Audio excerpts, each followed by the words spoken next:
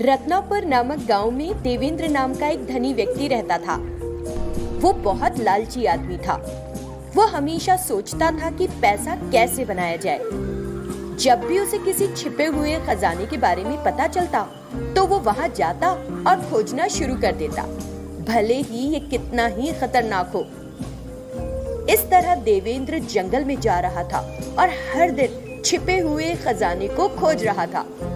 एक दिन जब वो जंगल में घूम रहा था, सूर्या और रखी नामक दो चोर एक पेड़ के नीचे बात कर रहे थे। देवेंद्र उस पेड़ के पीछे खड़ा होकर उनकी बातचीत सुनने लगता है। भाई, ऐसा लगता है कि हमारे गांव के बीच में पीपल के पेड़ के नीचे एक छिपा हुआ खजाना है। ये सुनकर देवेंद्र बहुत खुश हुआ और पेड़ के पीछे नाचने लगा। उसने उस छिपे हुए खजाने को लेने की सोची। क्या कह रहे हो? क्या ये सच है? हाँ भाई, मैंने इसके बारे में अपने दादाजी की डायरी में पढ़ा। क्या तुम्हारे दादाजी पढ़ना लिखना जानते थे? लेकिन तुम्हारे दादा तो मर चुके हैं ना? हाँ भाई, मर चुके हैं, लेकिन मेरे दादा ने उन दिनों जमींदार के लिए क्लर्क के रूप में काम किया था।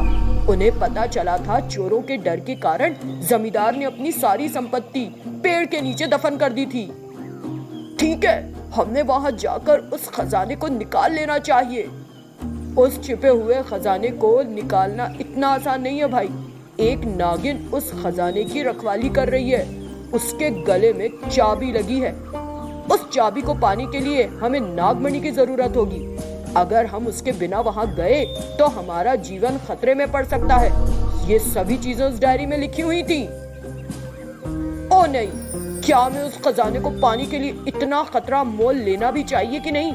नहीं रखी, हमें नहीं चाहिए ऐसा कोई खजाना या वो नागमणि। ये छोटी मोटी डकैतियां ही हमारे लिए काफी हैं। फिर वो दोनों चोर वहां से चले गए। उनकी बातें सुनकर देवेंद्र ने सोचा, ये तो बच्चे को अपने हाथों में रखकर हर जगह ढूंढने जैसा हो गया।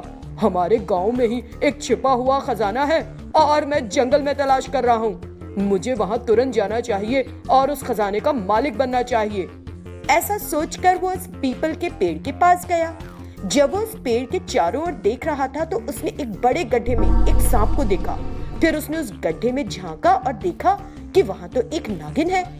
उन चोरों ने जो कहा था वो सच है, ये मानकर वो धीरे धीरे उस गड्ढे में चला गया। देवेंद्र को देखकर नागिन ने कहा, क्यों रे, क्या तू उस खजाने के लिए आया है? वाह, क्या तुम एक ऐसी नागिन हो जो बोल भी सकती है? मुझे डंडे की जरूरत मत पड़ने देना। चुपचाप बता दो, खजाना कहाँ है? मैं तुम्हें एक बार काटूंगी। बहुत दिन हो गए हैं, मेरे दांत भी दर्द कर रहे हैं। तब तुमको खजाना मिल जाएगा और तुम इसे लेकर जा सकते हो। क्या तुमको लगता है कि मैं मूर्ख हूँ? अगर तुम मुझे एक बार काटोगी तो मैं मर नहीं जाऊंगा। तुम मुझे धोखा नहीं दे सकती।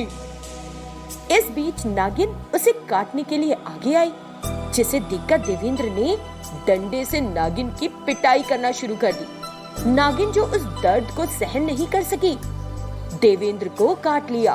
इससे देवेंद्र की मौके पर ही मौत हो गई। तो बड़े बूढ़े कहते हैं ना कि लालच दुख की ओर ले जाता है। हमारे पास जो है हमें उसमें ही खुश रहना चाहिए। रमेश और जानकी पति पत्नी हैं। उनकी एक 14 साल की बेटी है जिसका नाम है राम्या। वो एक बहुत बुद्धिमान लड़की है। रमेश की शहर में ठीक ठाक नौकरी है। दोनों राम्या की अच्छे से देखभाल करते हैं। इस तरह वो परिवार खुशी से रहता है। आज राम्या का जन्मदिन है। तुम दोनों जल्दी से तैयार हो जाओ, हमें मंदिर जाना है ना? मैं तो बहुत पहले से तैयार हूँ। इस बीच राम्या वहाँ आई। उसने अपने माता पिता का आशीर्वाद लिया। 100 साल खुशी खुशी जियो। जीऊंगी माँ, जब तक आप दोनों मेरे साथ हैं मैं खुश भी रहूंगी। ठीक है, चलो मंदिर चलें जल्दी से, नहीं तो तेज धूप हो जाएगी। वे अपने स्कूटर पर मंदिर जाने लगे। उन्होंने मंदिर में पूजा की और वापस घर लौट रहे थे। पापा, मैं आज बहुत खुश हूँ। भगवान हम सबको हमेशा ऐसे ही साथ रखे, उसने चहकते हुए कहा। इसी बीच अचानक एक कार तेजी से आई और उनके स्कूटर को टक्कर मार दी। तीनों हवा में उछले और सड़क पर आ गिरे। कार ड्राइवर नहीं रुका। रमेश और जानकी के जोर से गिरने से पैर टूट गए। किस्मत अच्छी थी, इसीलिए राम्या को हल्की चोटें आईं। कुछ देर बाद वो उठी तो देखा कि उसके माँ बाबा दोनों बेहोश हैं। हे भगवान, ये क्या अन्याय है। मुझे किसी भी तरह अपने माँ बाबा को बचाना होगा। उसने कुछ लोगों की मदद ली और उन्हें अस्पताल ले गई। 10 दिन बीत गए। एक डॉक्टर राम्या के पास आया। राम्या, तुम्हारे माँ बाप दोनों के दोनों पैर खराब हो गए हैं, वे अब कुछ नहीं कर पाएंगे। ठीक है डॉक्टर, मैं करूंगी उनकी देखभाल। आपके माँ बाप ने आप जैसी बेटी पाई, वो बहुत भाग्यशाली है। डॉक्टर साहब, अभी यहाँ कितने और दिन रहना होगा? ये दवाइयाँ ले लो, तुम आज ही डिस्चार्ज करवा सकती हो। वो अपने माता पिता दोनों को व्हीलचेयर पर बिठाकर ले गई। अच्छा होता अगर हम मर ही जाते, हमारी वजह से तुम्हारी तकलीफें नहीं बढ़ती। प्लीज ऐसा मत कहिए बाबा, अब दोनों मेरी आंखों के सामने हैं, तो मैं किसी भी मुश्किल को हल कर सकती हूँ। आइंदा ऐसा ना कहें प्लीज। लेकिन अस्पताल में इलाज में सारा पैसा खत्म हो गया है और तुम्हारी पढ़ाई भी छूट गई है। हे भगवान, तूने हमारे साथ ऐसा क्यों किया? वो रो रही थी। राम्या ने उसे दिलासा दिया। माँ, तुम निराश न हो, मैं सब कुछ संभाल लूंगी, मैं सब कुछ संभाल लूंगी। और वो सोचने लगी कि पैसा कैसे कमाए। फिर उसने फूल बेचकर पैसे कमाने का फैसला किया। मैं फूल बेचूंगी और पैसे कमाऊंगी, उस पैसे से अपने माता पिता की देखभाल करूंगी। उसने सोचा, अपने गुल्लक से पैसे निकाले जो उसने बचाए थे और फूल लेकर आई। पूरी रात जागकर कई मालाएं बनाई और अगले दिन उन्हें बेचने के लिए गई। फूल, गेंदे के फूल, ताजा ताजा गेंदे की माला, गेंदे की माला। वो इस तरह आवाज देती हुई सड़कों पर घूमती और फूल बेचती, लेकिन उसके पास कम फूल होते थे। आज तो मुझे कम पैसे मिले हैं, इससे मुझे माँ बाबा के लिए खाना खरीदना होगा और बाकी से कल के लिए फूल। उसने खाना खरीदा और घर गई। अपने माता पिता को अपने हाथों से खिलाने लगी। राम्या, तुमने खा लिया? हाँ बाबा, मैंने बाहर ही खा लिया था, ये तो मैं आप दोनों के लिए लेकर आई हूँ। इस तरह लगातार 2 दिन उसने कुछ नहीं खाया और अपने माँ बाबा से झूठ बोलकर उन्हें खिलाती रही। कुछ ही दिनों में उसके फूल और अच्छे से बिकने लगे।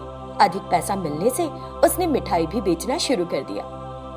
एक दिन वो ट्रैफिक लाइट्स के पास एक चौराहे पर बैठी हुई थी और मिठाई बेच रही थी। इस बीच एक कार वहां आई। उसने सोचा कि वो मिठाई खरीदेंगे। वो कार की खिड़की के पास गई। सर, ये मिठाई बहुत स्वादिष्ट है, थोड़ी खरीद लीजिए। उसने ये कहते हुए उस कार में बैठे आदमी के सामने मिठाई की प्लेट करी। बकवास मत करो, मैं क्या तुम जैसी गरीब लड़की से मिठाई खरीदूंगा? अगर तुम्हारी छाया भी मुझे छू जाए तो घिन आएगी मुझे। उसने उसकी मिठाई की प्लेट पकड़कर दूर फेंक दी। सभी मिठाइयां नीचे गिर गईं। इस बीच सिग्नल क्लियर होते ही कार चली गई। ये आपने ठीक नहीं किया छोटे साहब, ठीक नहीं किया। क्या ये मुझे तुमसे सीखना पड़ेगा? हाँ? वो बदतमीजी से बोला।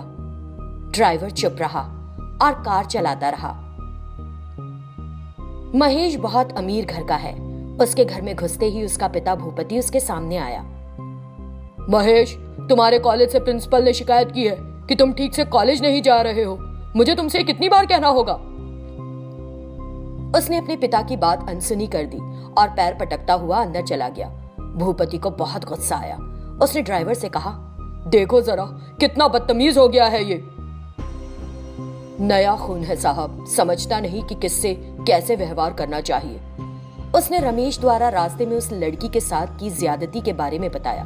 भूपति को राम्या से सहानुभूति महसूस हुई। क्या इस बेवकूफ ने ऐसा किया? मैं उसके नुकसान की भरपाई करूंगा, मुझे ले चलो। वो भूपति को उसी जगह लेकर गया। राम्या घर जा रही थी। भूपति कार से नीचे उतरकर उसके पीछे पीछे गया। राम्या घर पहुंची, वो भी घर में गया और देखा कि रमेश और जानकी व्हीलचेयर में थे। उन्हें इस हालत में देखकर वो चौंक गया। उसे वो दुर्घटना याद आ गई जो उसकी कार से हुई थी। मुझे ठीक ठीक याद है, उस दिन मैंने इन लोगों के स्कूटर को टक्कर मारी थी। वो सोच रहा था। तभी, आपको क्या चाहिए साहब? मेरा नाम भूपति है। मैं ही तुम्हारे माता पिता के अपाहिज हो जाने की वजह हूँ। उस दिन मेरी कार नियंत्रण से बाहर हो गई थी और एक्सीडेंट हो गया। पुलिस मामले से डरकर मैंने उस दिन तुम लोगों की मदद नहीं की, लेकिन उस दिन से मेरी रात की नींद उचट गई है। मुझे खुद पर गुस्सा आता है। आज मेरे बेटे ने तुम्हारी मिठाई की प्लेट फेंक दी, इसीलिए मुझे तुम लोगों से मिलने का अवसर मिल गया। आप सभी मुझे क्षमा कर दें। मैं आपकी इस हालत की वजह हूँ, इसीलिए मैं आप सभी की सहायता करूंगा। बेटी, तुम एक जरा सी बच्ची हो, लेकिन अपने माता पिता की देखभाल करने में लगी हो। आज से तुम्हारी सारी मुश्किलें खत्म। कल से तुम स्कूल जाओ। मैं तुम्हारे लिए सभी आवश्यक चीजों का ध्यान रखूंगा। मैं वादा करता हूं। उसने वादा किया तो उन तीनों को खुशी महसूस हुई। उसने उस परिवार की बहुत मदद की। उनकी सभी तकलीफें दूर हो गई। राम्या ने फिर से स्कूल जाकर पढ़ना शुरू कर दिया।